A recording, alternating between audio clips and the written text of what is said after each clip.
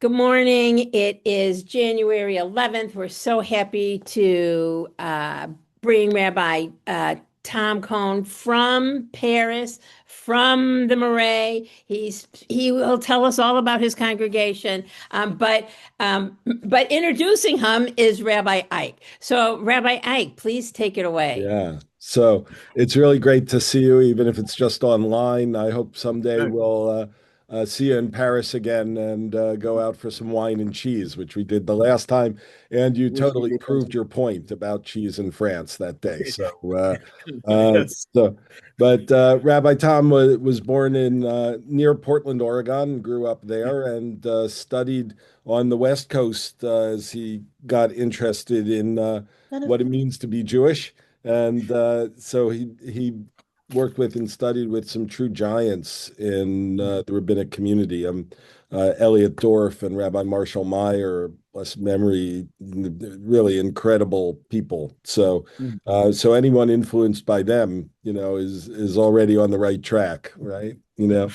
Um, I and hope then that. and then continued to study in New York and got his rabbinic ordination from JTS, the Jewish Theological Seminary, and right away went to Paris and has been there ever since. Right, so creating a congregation and a rabbinic seminary and a Jewish summer camp, and he makes the rest of us look like slackers. So uh, No, it's just where there is no one, you got what's the text? When there's nobody, be a man in that place, or be the person in the place. So you yeah. know, So anyway, it's my pleasure to introduce someone who I've gotten to know over the years from our times at summer camp up here in Wisconsin at Osrui. So I give to all of you, Rabbeinu Tom. Thank you very much. It's a pleasure seeing you again, even online, Ike, and then Vanessa. It's Vanessa is our secret weapon. When we need to have some ideas, educational, pedagogical. You guys have a jewel. I'm sure you know that, but we really Thank appreciate you. it. Yes. So I guess I have the task before me is to try and give a quick overview of Jews in France, eventually talking about my work here as well as the community and what's going on in liberal Judaism. Um, um, I always like to point out because I know that the community is not necessarily part of the conservative movement. It's the reform movement, synagogue. That's right. Reform, Yeah, reform. that's right. URJ. So I was always the left wings of the conservative movement, but even in my days and so forth. So I'm either suspected to being too much of a traditionalist within the reform world, or I'm expected to be being a suspect of being too much of a radical in the conservative world. So I'm just where I need to be. I guess Ike had pointed out that one of the people I studied with was Marshall Mayer of blessed memory, who I talked to him very quickly just as a brief moment because we're just starting. I just came back from doing a wedding with my wife. We were in South America. Um, and We should really add that your wife is also a rabbi. She's a rabbi. She's the first woman. She's a woman. She's the first rabbi who is a woman on the continent of Europe since the first woman rabbi, which was in 1935. There was a woman who was ordained in Berlin, and we really don't know much of her history until the fall of the Berlin Wall, when we discover her ordination papers and people started testifying what she taught before she was assassinated in the camps. And today, those ordination papers are found at the Lille-Beck College in London, so forth. But Pauling's the next one right after that. I guess, she's 1990, so that's another 50 or so years later. But okay. And while I was starting to say we were in South America doing a wedding, I got to follow in the footsteps of Marshall Mayer, who was a American rabbi who spent 30 years of his life in Argentina, especially during the military junta period.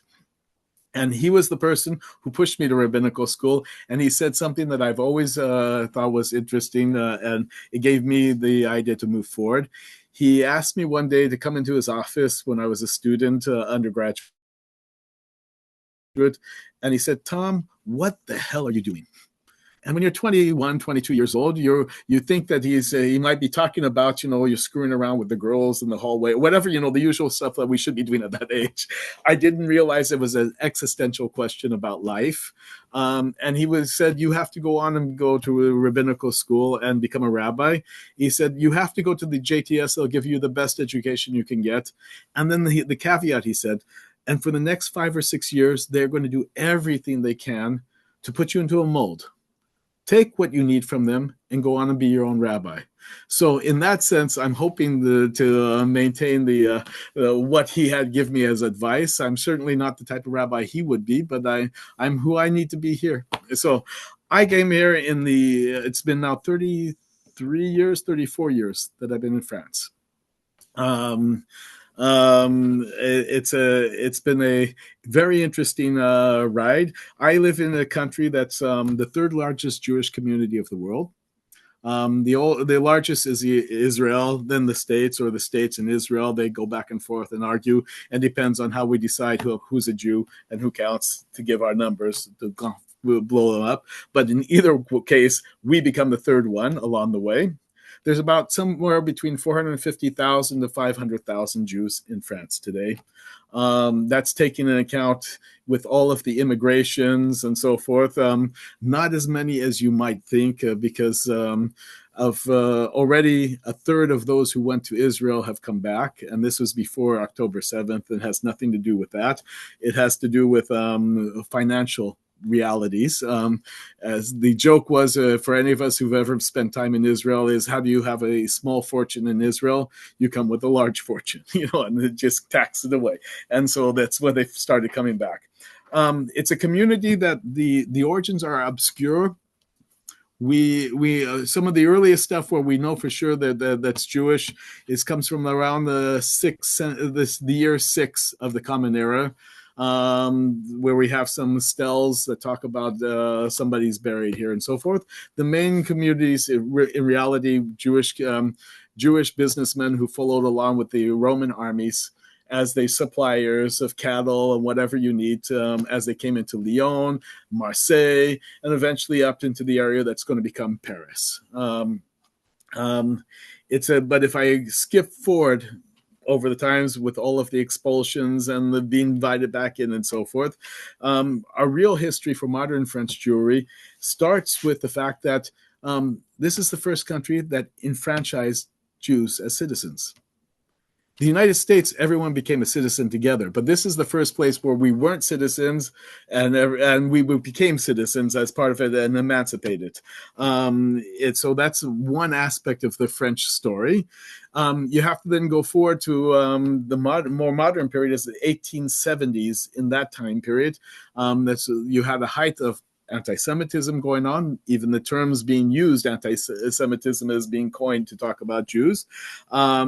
But most of the Jews at that time period did not live in Paris. Paris was never really a center of Jewish life until 1870, when the French lost the war with the Prussians. And the French took over the eastern provinces of Alsace and Lorraine. And France will not get back those occupied territories until the end of World War I. And at that time period, the majority of the Jews, Ashkenazi Jews, left Alsace-Lorraine and chose to remain French, and they went to Paris, or the other areas. If they were intellectuals and had money, went to Geneva. If they want to remain in France, they would go to Algeria. And actually, my wife's family, that's part of their immigration process. They were Alsatian Jews from at least the 15th century, who went down into Algeria, married Algerian girls for 2 generations, and have come back to France afterwards. So I have this wonderful combination of a woman who's very dramatic in her thinking, but cooks like an Algerian. So that's a very nice combination for me. That's a personal aspect.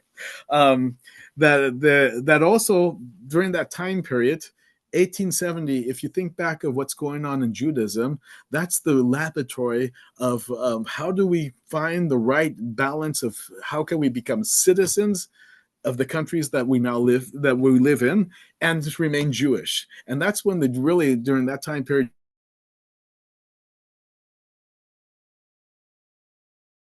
have Reform Judaism developing and continuing in Germany for a large point, because Germany didn't really get united as a nation until this war of 1870. And so all of these questions came out of the fact that I live in Frankfurt, and 3 kilometers away in a little village is somebody else, and that guy has his own principality, and he has Jews have all sorts of rights, and where I live, I have no rights. And so we're all trying to move around just to find, can I be a little bit more German and just a little bit less Jewish, and will I have as many rights as somebody else, or more German or more Jewish and less German, and so forth. It's all happening in Germany, for the most part, because of the political realities of how it develops as a country. They take over Alsace-Lorraine, Jews leave and they come away. And it's during this time period, it's important for understanding non-Orthodox Judaism in France, because the only time you can become a non-Orthodox Jew, or any other type of Jew than Orthodox, is in 1905, when there's a separation of church and state. What it really means for French is, for the first time, Catholicism is no longer the official religion of the state, but you can be other religions as well. So it affects the Jewish community. And when Jews become, there's that separation, you can start becoming whatever type of Jew you want. They don't make any references to what's going on in Germany, because the Germans, everything German in France during that time period was, it's verboten. They're the enemies. They have the occupied territories of Alsace-Lorraine. We're going to fight them and take it back. And so any of the intellectual ideas, if you started sprouting them, you were being too German-phile. And so they weren't liking that. And so the very first non-Orthodox synagogue is established in 1905. It's on the street called Rue Copernic in the 16th arrondissement. It's the oldest of our synagogues, but it was a Reform synagogue that girls do not count, or women do not count in the minyan. It's only recently they started counting them. For their bat mitzvahs, they could read from the Haftorah, but not from the Torah. In their prayer books, they still had a Musaf prayer that's calling for the reestablishment of the sacrificial system in the temple. And the final element I think is very interesting. They were patrilineal in 1905. 70 years before the Reform movement even starts to consider this as a major issue. So they did all of these things sort of in a vacuum. They came up with their own ways of being non-Orthodox. And so that's why when I first arrived in France many years later, I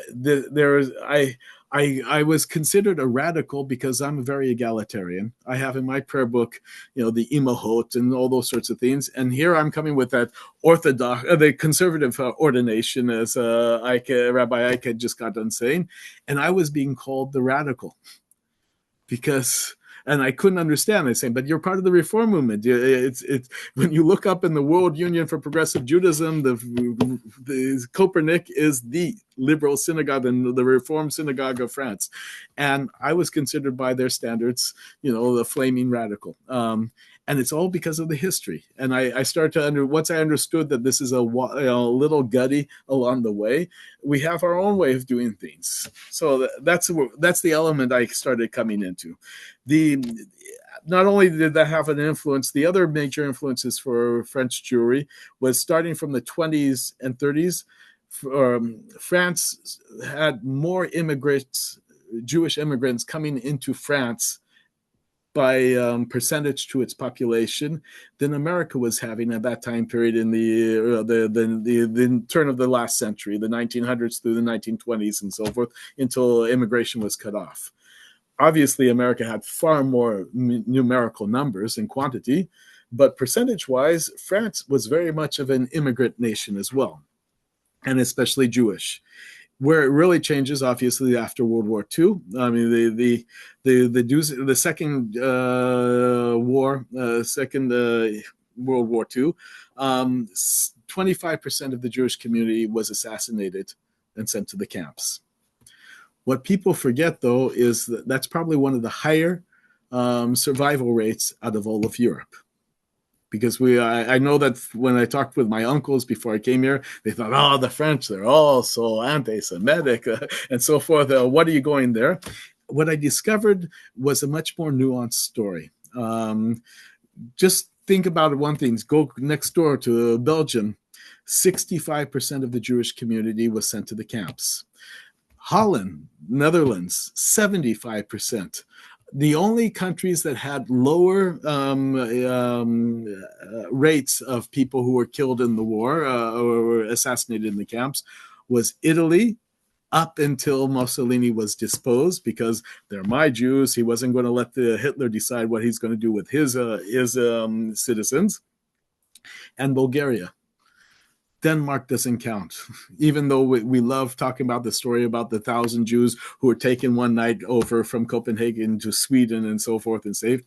That was the amount of Jews who were killed in one train load convoy that was sent from Paris. If you really get down to it, it's a nice story, but it really doesn't talk. So here, how it come? France, which lost the war very quickly, there's always the jokes there are more backup gears in their tanks than forward gears. Why they lost early on, so it wasn't a matter of a lack of time compared to the other countries. So why did you have such a low rate of Jews killed during the war from France? It wasn't the government, but it was the French people itself. And time again, I learned from meeting people, if it wasn't for this family or that, the Catholics and Protestants in the countryside were hiding Jews. My father-in-law, it's one, I think of my first time I met my future in-laws. And I asked the question I thought was a legitimate question, why did you stay? And they looked at me and said, if it wasn't for our non-Jewish neighbors, we wouldn't be alive. So they had a very different relationship to what we might have considered from looking from the States. So that was to give you some background. I'll open up to questions, obviously. From there, when I first came into France, there was only, we're about 5 non-Orthodox synagogues for the entire country. Again, this is the third largest Jewish community of the world. That was it. They were either mainly this Orthodox. There's Orthodox, or there's Chabad eventually arrives. Chabad does actually very well in France. The Lubavitch movement is this is probably their biggest success story outside of the United States. Part of it comes from the fact that the Rebbe Schneerson, before he became the Rebbe, when his dad was still the Rabbi, he was a student at the Sorbonne studying electronics, electrical science, and he meets some Moroccan Jews who are studying also at the Sorbonne. He's called back to New York when his father dies, and he becomes the Rabbi. And he starts his whole series of shlichut, the emissaries that he sends around. The very first ones, he sends them to Morocco because of the ties that he had with friends that he met in Paris when he was a student and so forth. And so later on, when the former colonies become, or protectorates and colonies become independent, and you had in the 60s and 70s a large immigration of Sephardi Jews here, that you had people who started to say, I remember those nice Chabad rabbis when I was a kid in Fez who gave me the free school lunches and so forth. And so they gathered around the synagogues here, even though they themselves are not Lubavitch, Chabad in their practice and so forth. And so because of that, they already had an intellectual or like affective, at least, emotional attachment before they even arrived here. It's during that immigrants of the 50s and 60s and 70s that created the fact that today 2/3 of the French Jewish community is Sephardi and 1/3 is Ashkenazi. So that also makes us very different than the rest of the outside world. And it means also in our liberal synagogues, our prayers are a mixture of Sephardi prayers and Ashkenazi prayers. I think the main question is, do you eat rice on Pesach? Yes, eat rice on Do you eat Pesach. kitniot? That's Yeah, they really said the oath, yes, yeah, all of that, and it's also since the majority of my community is Sephardi and so forth. That's what I paskin for my synagogue. We keep that. So when in Rome, do as the Romans, right? yes. Yes. What other little things I was leading forward? So creating my community, though. When I first came, I worked in that synagogue Kopernik, where I was considered a radical. I was the assistant rabbi. I loved working there because I learned about all of the different social levels, and in every culture, how you decide who's important and who's not important is very different. The British, it's by how you speak the English, what accent you have. They automatically start to put people in different categories. In France, I first learned it's by which newspaper you read, so forth. And so as I was learning French, and if you ask my children, I'm still learning French, but I'm an immigrant. I always have that accent and so forth. I took to the practice of every day reading a different newspaper because I wanted to be able to start to see the different points of view of what's going on in France, and also not get myself boxed into one category, because one day somebody would see me with Le Monde and the next day Le Figaro, and they didn't understand how could that happen, because everyone else tends to be very you only do one or the other, you don't do both, and so forth. And at one point I decided, okay, with this community, it was nice, but it's not who I am. And I want to create something a little bit different. And that's when I created what I like to consider my mixed marriages synagogue, I call it. But my mixed marriages are not necessarily the style that you might have in the States. Though we have some, as you have, of Jews and non-Jews when we usually say mixed marriage. My mixed marriages is an English-speaking Jew who married a French-speaking Jew. Uh, and that was the original dynamic. It started off as a chavara, where we'd meet every month, once a month, for Friday night. And as the community was slowly growing, then we'd meet every 2 weeks, and then every Shabbat, and then every Saturday morning we started to do that, add that in. Today it's a synagogue.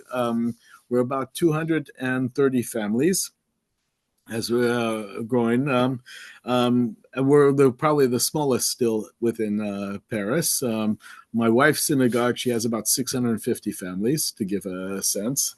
But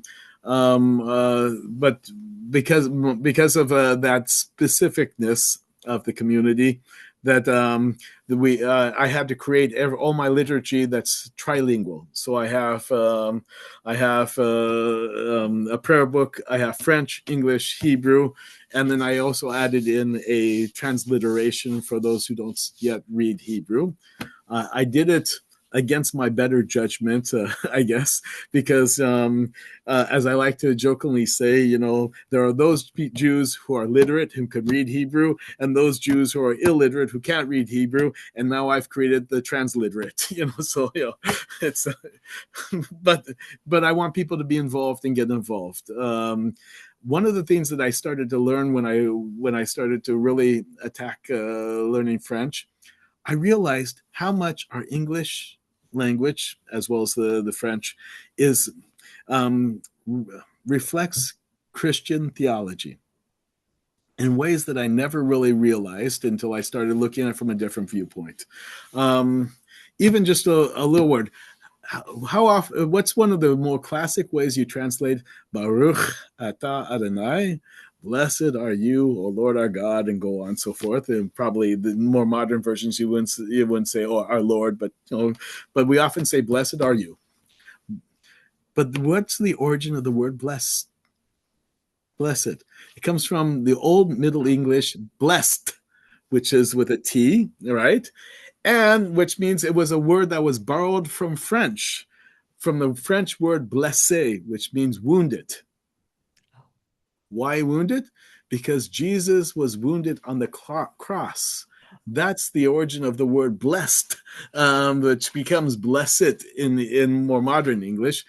So just the languages carry history. You can't say a word without having. If I say chair, you immediately have an image in your head with 4 legs, a flat part. And if you said table, it's flat part and 4 legs. But if you sit on the table and not on the chair, your mom's going to yell at you. So words have these images.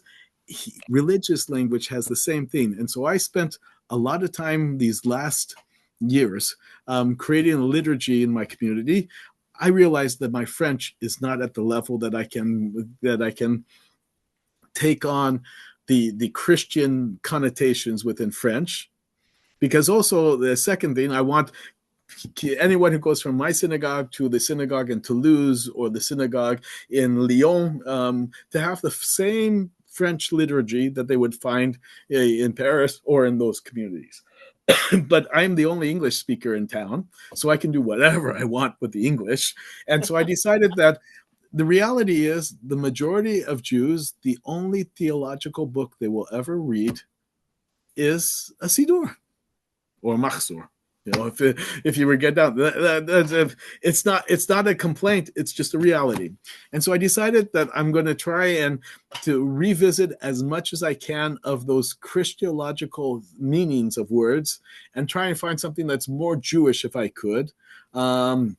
And reduce it in the prayer book, because that way the kids who grow up in my synagogue will have more Jewish images in their head as opposed to a Christian image in the head. For example, like salvation as a word, as soon as I said the salvation, you guys all saw in your mind flashed, the acrobat on a cross and so forth. The word is just so much tied to it, even if, that's what Yeshua can say. Yeshua can also, though, say victory or triumph. And so if you start off a psalm, instead of saying the God of my salvation and said God of my triumph, you've changed the whole rest of the poem that comes after the psalm that comes afterwards. So that's part of what I started to do in my community. And the families wanted to have a place where their kids could either decide to do Talmud Torah in English or Talmud Torah in French. The reality is today, the majority of my synagogue is French speaking. I'm in France. But I tend to have a lot of French Jews who had lived overseas in these recent years and discovered a different way of being Jewish. And then they came back and they went to their mom and dad's synagogue, the synagogue of their childhood, and they said, we're not like that anymore. And from word of mouth, they heard about my place, and then they knock on the door. And when they hear my accent in French, they still think they're overseas. So they're all very happy. And so that's the part of the development plan of my synagogue. My wife and I, though, we realized that we really needed to build up the youth in our communities. And so she had an experience when she was 18 years old, where she was a counselor at this little camp in Wisconsin, Oconomowoc, Wisconsin, where one year she was there as a counselor who I always like to tell the story. She probably doesn't like it, where her English is very good, but when you deal with different languages and vowels, you don't always hear the differences between the vowels. And she remembers going to Osrui at Oconomowoc, Wisconsin, and it was before they had a swimming pool, so all swimming activities was at the lake. And so they had all of the counselors, and she's now going to be, for that summer, a counselor at the lake, and they're about to explain all the rules for when you have the campers. And they started telling her about the buddy system, and how you got to go, you can't go into the lake without your buddy, and if your buddy is drowning, you got to call for help, and all those sorts of things. And she was, the entire time, her ears only picked up the sounds body, not buddy. And so she was thinking, these people have an existential crisis going on. If your body is drowning, call for help. Okay. But okay, she had a wonderful time, and she made a promise to herself. She said that if I can, I want to bring other French Jews to see this. And so fast forward, when my wife and I, we met, were as students when we were in Jerusalem. And after I finished my ordination, I came back to France to marry that girl. I had been involved in a conservative camp in Los Angeles area, Ojai, and I was convinced just from that experience that camps are very important for transmission and Jewish identity. So she said, I have this possibility, because she met the director of Osrui at one of these large meetings of powwows of the Reform movement in San Diego one year, At a and she biennial. a A biennial. biennial. Yes, and she told the director about her dream of coming back and so forth. And to his credit, he said, "Let's do it." And so we arranged to bring, for 5 years. We brought 20 kids to Osrui, and that's where I got to meet Vanessa. It was for us. It was an important meeting. And also Ike later. And at the camp, we had two agendas. We knew that for the parents of our communities, the monies to come to an American camp is extremely large amount of their budget, because people don't make as much money as you might in the States. And on top of that, the camps are far more expensive than our camps might be. And on top of that, we have to pay for the flights to get over. So it's a big deal. And in French culture, the idea of putting your kids in a camp for more than a couple of weeks, they wouldn't. I mean, to give you one of those cultural clashes, most of the families that I talked to when I was over there for the 5 years wouldn't let their kids go down the street by themselves to visit their friends for play dates without the parents driving them here and there. I guess in the North Shores, it makes sense that you have to have cars to get people around. But there's your parents are on your back for 9 months or 10 months of the year for everything, because you need them to get you from point A to point B. And there's just not, you just can't wander around by yourself. Whereas Parisian kids, they wander around by themselves throughout the entire year. I mean, I remember when the son that you saw at the very beginning, when he was a small kid, I'd give him a couple of euros and say, when he's about to go off with his friends, go out, when you're done, before you come in, before the sun sets, whatever, pick up a baguette, bring it back to the house, and that's what he was doing at 5-6 years old with his friends. And I didn't have to worry for him. It was a very different cultural than worry here. But in France, you would never let your kid go away for a couple of weeks without them, because there's something about it. Whereas in the States, we realized, you drop off your kids at a camp for a month or two without even thinking about it. It's off. But so that's two different cultural things. So we knew that the parents were against the idea of sending their kids for more than 2 weeks. So, but the fact that Pauline and I were there, okay, the rabbis are there, that's okay. We can survive, because they're going to have a great experience learning English. It will be almost like a linguistic vacation, and they're going to get great grades in English the next year, which is the reality. For us, we knew that that's going to be background for the parents. But what also we knew that if we want to create our own camp, which was a background idea for us, we want to steal as many great ideas as we could from Osrui, because why reinvent the wheel, And the second thing is, to be counselors in France, you have to have a license from the state. They have a whole program for their counselor system. And without the minimum amount of these people with the license, you can't open up a camp. So we knew that out of the 20 kids we're bringing each year, 1 or 2 is going to be so enthusiastic that they will go on and do the extra work, the necessary to get the license to be a counselor in France. And once we had the minimum number we needed, we opened our own camp, which 13 years ago. Mahanetzer. It's right now, it's about 150 kids for our summer. We're in a very special place compared to the other camps in France, in that all of our counselors want to come back. So we have this, we have to make jobs, so to speak, because we have all of these counselors who hang around. We don't pay them, we pay them slave wages, but they still come back anyway. But they've created a culture that they want to be there, and it's part of their world. And most of the other camps, they have trouble trying to find counselors all the time. And so they all come to us asking us for advice. What do you do? And part of it is we're trying to invest in people as opposed to things. And so that's one of I think that's the jewel in our crown so far. My wife, like I said, she created her own synagogue. And then I have created my synagogue. But we also realized we're not spring chickens. I don't think I'm yet ready for the pasture just yet. But part of a role is you need to also prepare for your replacement. And I got here because of love. It was luck, basically. Okay, I met a girl. I can tell you, it was on a financial side, it was a bad investment, but on an emotional side, it was not bad. Okay, so you're not going to get too many rabbinical students to decide to come to France.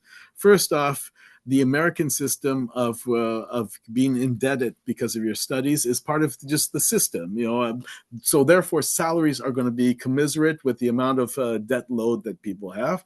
And so if you have, I don't know, $100,000 debt, you're going to have a job that pays you enough where you can pay back your debt and still live with your family and so forth. In France, education is free. University, zero. It costs nothing. So therefore, you don't have to pay high salaries because you don't have to pay back your student loans. And secondly, there is no healthcare costs. It's free, right? So imagine taking out those chunks out of your wages. So we don't have these high salaries. And so it's very hard for them to attract students who come from the States who are loaded with $100,000 in debts and so forth. They just can't, even if they're interested, they just physically, economically can't do it. So at one point, and it was because of COVID, that was really the last straw, when we realized you can do some of your classes online. We decided that how do we solve this problem? We're gonna create a rabbinical school here. We have some wonderful professors already in philosophy, history, and so forth, because that's specialties within France. And with the internet, we can bring some professors online, and we'll slowly develop our own school to do a replacement, and also for the growing community. Because the reality is, today we're about 20 non-Orthodox synagogues in France. And I'll just give one small figure. I'm going to soon give time for questions and so forth, because I've been talking too long and I probably need to stop talking. But is the consistoire, which is the Orthodox body of France, its rabbinical school has 4 rabbinical students in it. But if you think about a country that's of 500,000 Jews and so forth, how many rabbis who are getting close to retirement, and the number of just the minimum you need to replace those rabbis who are coming out, 4 doesn't even make it anywhere near the numbers that they actually need. It means that if you're a synagogue outside of Paris, you're not going to get a rabbi once your rabbi retires. Or you're going to have to try and talk with the nice Chabad rabbi guy, and who's going to give you at the beginning the idea, oh, we're very open and so forth. And once he gets into the power, he can do things slightly different. But because those 4 students, they're not going to go out to Limoges. They're going to go for the largest synagogues in Paris, because Paris has, just alone, there's over 200 kosher restaurants in Paris. So on a Jewish level, for the rabbi who has a Jewish life, you have all these Jewish schools, you have restaurants, and also you have all of the infrastructure of life that you don't have in Limoges. So he's going to stay here. That's just normal. It means that that our students are the only ones who can start to respond to their needs of outside of Paris. And if you live in Limoges, I'm using this as my example city. The vast majority of your community does not live next door to the synagogue. They're already taking a car into town because they live within a 50-kilometer radius of the place, driving in. And up until now, it's been a don't ask, don't tell situation by the rabbi. He knows he needs a minyan. He's not going to say, how did you get there? But all of a sudden, all these people who don't live next door somehow are there. Okay, so there's that dishonesty they can live with for a little bit. But if you have a Chabad rabbi, eventually that breaks down as well. And the other part of the factor is 1 in 2 marriages in France is just like in the States, is an interfaith marriage. Now, a liberal community, we might be able to welcome those families into our communities. It's much harder in an Orthodox community if your spouse is not Jewish and you live far away. The message you're going to be receiving from the community that you're a part of is not necessarily one that makes you want to stay in that community. And so we've seen all of a sudden presidents of these little places who are contacting our rabbinical school and trying to figure out, they're thinking, oh, you're too liberal for us, but maybe we can have a rabbi there to have a figure, and then the old men will keep the minyan going, and so forth. So we're really at the cusp of a big changeover over the next couple of years in France. There's lots more, can I said, but I think if I open up for a moment for questions, because we have some questions, but I'm going to take moderator's choice here. To have a Jewish community, you have to have kosher food, a mikveh, a moil.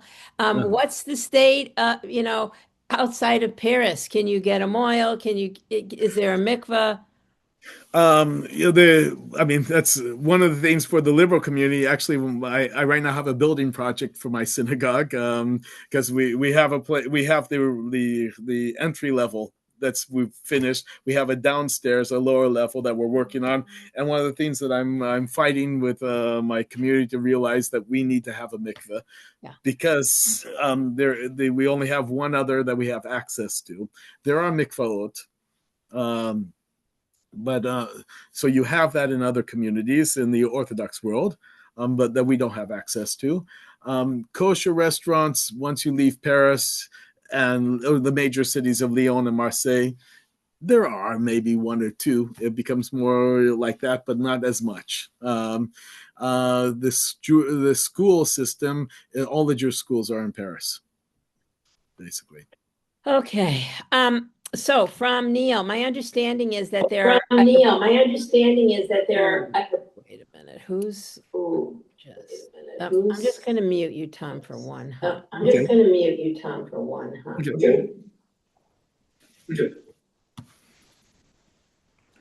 I think you muted yourself. Lost the audio. I think you muted yourself in it. It's in the. I'm getting a terrible feed. Oh, there it is. Okay. My understanding is that there's a political difference in Israel between the Sephardic and the Ashkenazi Jews, which I'm not, Neil, I'm not sure I totally sign on to that. Is it the same in France? Are the two integrating among themselves, or do they remain separate? When I first arrived here, I felt like I was living in New York City in the 1910s, where you had the Shtibelach synagogues. It wasn't just Sephardi. It was, this is the synagogue of the Jews from Tlemcen, because we've seen the Psalm in this order, 63 and then 27, and the next door synagogue, they do 27 and then 63. So it wasn't even just Sephardi. It was the Landschaftsman, that's the synagogue and so forth. Today, it's become very generalized, just as you saw over time, because nobody remembers such and such a synagogue was the German Jews and the other one was the Russian Jews. Over time, it just becomes that's the Ashkenazi. That has happened here. In terms of Israel, we have a very different relationship, I think, with Israel than you might have in the States.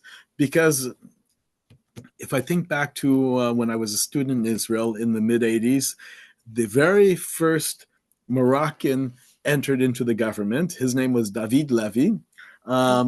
David Levy was the butt of many jokes. He was sort of the Gerald Ford of Israeli politics. He couldn't chew gum and walk at the same time.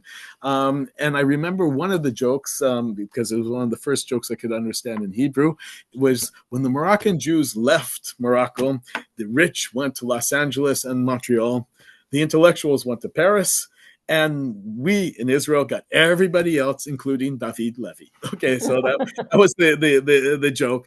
Fast forward, I'm now living in Paris, and I'm talking to Moroccan members of my community, and they hear their history, and they said, well, I was considered the bright one in the family, so they sent me to a boarding school in Paris. Well, all the rest of the family went to Ashdod and so forth. It's a reality here is people have not just cousins, they have brothers and sisters who live in Israel. And the French school system, where every 6 weeks there's 2 weeks vacation, and that's not including the summer vacation, the bigger vacation. There's a vacation. It means that you can go all the time to Israel. It's a 4-hour flight. And so Israel politics and wise, the French Jews are very much attuned to what's going on in Israel in a way that you might not have in the States, just by proximity and knowing that this is my brother or sister's kids who are on the line. Carol wants to know, aren't Jews leaving Paris and France due to the rise in anti-Semitism and moving to Israel? And maybe you could give us, al regel echad on anti-Semitism in France. Okay. Yes, there has been movement. It's affected much more, actually, the Orthodox communities, and in particular, the most involved in their communities. So they're having a real hard time right now, the Orthodox communities, because the people who know things are the ones who've left, and so they bereft them a little bit of that knowledge and so forth. We've had several incidents. I'm very much aware because one of my members was murdered in the Brussels Jewish Museum attack that was in 2014. We right now have it goes up and down. I won't ignore that it's there. It's not the way. I mean, in many ways, I would argue you have just as much anti-Semitism in the States. You just don't divide it up in the same way as we do. Mm-hmm. For example, as I give you, in France, there is a law against anti-Semitism. It certainly doesn't stop anti-Semitism, but having a law requires then any act that happens, whether it's graffiti on the building or somebody saying something, it's written down by the police as an anti-Semitic act. And as a result, we have, it's not always accurate, but we have a large sense of what's going, if there's a large amount of anti-Semitism or a less amount. In the States, there is no one law, and that graffiti on the building could be just considered degradation of a building, and it gets subsumed. And so there's a lot of stuff that goes under the surface that you might not feel so much. But if you had different committees putting together, you would find that you're having the same levels of anti-Semitism. We have some violent ones at times. It flares up every couple of years, but it hasn't driven away that many people. Remember, the French Jews have gone through a lot worse than what we might see now from previous histories and so forth. Yeah. Okay. Sherman wants to know, are you aware of a small synagogue along Rue de Rosier, which I was taken to by Rabbi Hillel Pekarsky? And he was there in 2014. They showed us this hidden shul. Yeah, it's probably at number 25 Rue de Rosier. There's two little synagogues that are there. I know I live on the street, so I know this is the area. That's why it's not that I'm so good at the numbers and so forth. That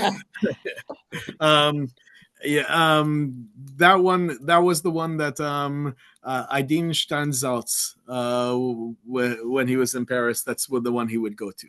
It's a very small synagogue. It's a bit Chabad oriented today. Adin Steinfeld is a great Talmud scholar, and he has a small book in English about Talmud that I highly recommend. I think Yes. Essentials of Talmud. What do you think is the greatest challenge facing French Jewry? The greatest challenge of facing for the Orthodox world, I would say the fact that the ones who are leaving are the ones who have the most knowledge. Hmm. So they're being bleeded to death, in a Yeah. very well. For the liberal communities, our greatest challenge is how the lack of materials to teach. French is a very rich language, but when it comes to Judaica, from a non-Orthodox perspective, we have almost nothing in French. So how do you teach somebody, like something your rabbi would say, this is normal, and he can point you a text to it, and you can say, okay, he's either being radical or whatever, but he's basing it upon something real within Jewish tradition. For us, when I say these things, it's like I'm talking to a wall, because it does. If I can't prove it, if I can't show it, it doesn't exist in their own language, and they don't have access to Hebrew, and their English is not as good. The French are just as bad about learning another language as the Americans are. I mean, it's just I mean, you go next door. They go to the Dutch. They learn 7 languages, no problem whatsoever. The French can barely get through French, let alone another language. And so that is so even just Talmud Torah materials. We have very little to nothing that comes from an open, tolerant perspective and historical, critical perspective of Judaism. That I think is our first major upturn, because the communities are growing. Give one example. I just created a synagogue in Bordeaux. I found a couple of people were willing to do the work of creating the synagogue, and I used my networks to find people, and they went from 0 to within a year they have 85 families. They've got there's a need. They don't even have a rabbi yet, and that's also a challenge for us, because France is very much a society that needs their little Napoleon. If they're not a grassroots organization country to begin with, but our communities are growing very fast. We don't have the leadership. We're working on that, so we're working on that. But we need now the materials to help develop that. Well, Rabbeinu Tam, you make both Rabbi Ike and I look like slackers, that you're just, creating an 85-member synagogue here, one there. And go ahead.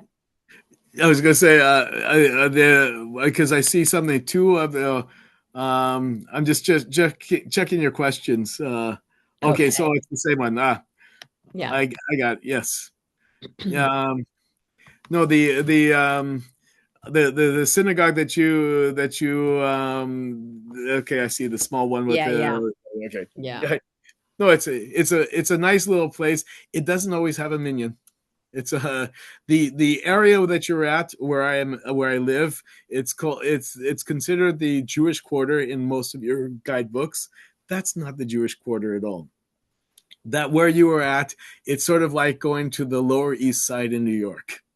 If you go to Lower East Side to New York today, we'll all see Gus's pickle shop, and we'll think, okay, we saw Jewish New York. But if that's all you saw, you missed Jewish New York by not going to the Upper West Side. Where my synagogue's located right now, in the 17th arrondissement, which is the western side of Paris, and the 2 nearby suburbs of Levallois and Neuilly, the 3 of us together, put it together, is the largest concentration of Jews of Europe. This is ground zero for Yidden. There's probably about 70,000, 80,000 Jews in this area.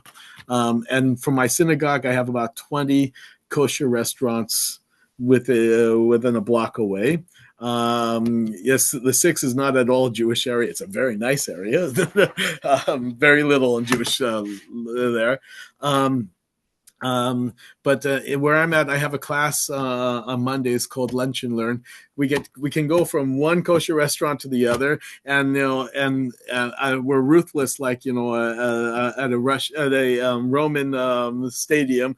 Thumbs up, thumbs down at the end of the meal. If the meal wasn't good, hopefully they don't do that with my studies, but they do with the food. We go on to the next place.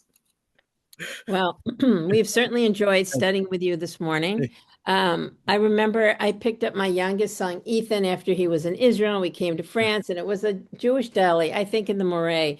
And of course, they had all the French things, but they had schnitzel. So as long as you have schnitzel, people are. Well, that's been my the one thing that I do miss. Deli foods here are not the same as deli foods in the States, because the Ashkenazi Jews here are not Jews for the most part who came from Eastern Europe. They were French, so they have a French version of what deli is, and so I haven't had yet a good brisket or roast beef, stuff that you can have, or pickle flesh, Well, you have to come back to Chicago. We'll take you to all the good delis and bring you to our homes, and we would love to study with you. It was a great pleasure, and of course, I'd love to have that deep dish pizza pies you guys have. Yeah. You're getting a lot of thanks in the chat. Take a look there. Rabbi Ike, what say you? Oh, yes. Fabulous to see you, Tom, and thank you so much. You always give us so much to think about, comparing our communities and things like that. It's something that maybe when we travel, we get to start to think about what's special about ourselves. Yeah, and I'm sure that's something that's worthwhile for your community as well, because you guys are doing great stuff as well. Yeah, absolutely. So thank you so much for being here. Give my love to Pauline. Yes, our love to your whole family. What a hopeful, happy morning. And next week is MLK. You can come in person, and we're going to write letters and see the kids, and it's going to be a great session.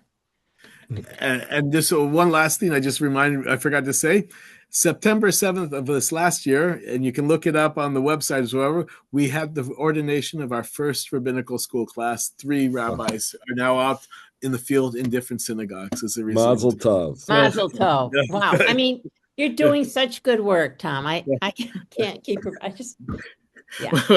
fantastic. So I look forward, and Finkelstein's very good, expensive, but great. Okay.